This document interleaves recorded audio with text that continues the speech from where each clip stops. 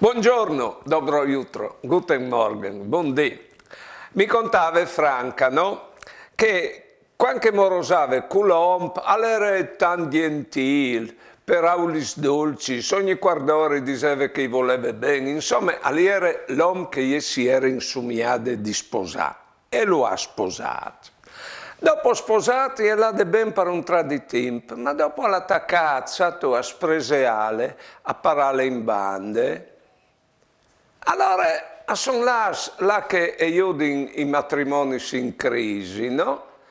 E lì è saltato fuori che, io lo sapeva già, lui era fidanime di che coppie che lo aveva adottato e che era probabile che la trattava così per displacevuto al primo abbandono che dei suoi genitori, per porre che lo abbandoni e al volere per partire di mancoli e se lui la causa in casa l'abbandono, perché la trattava così? Col principio che alle mie smontate dal mus, no, prima che ti butti io lui, ha tu capito?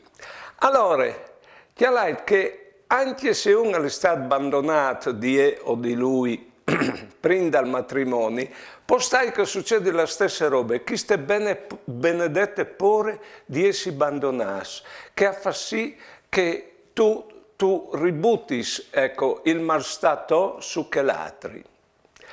Buone giornate e buone vite.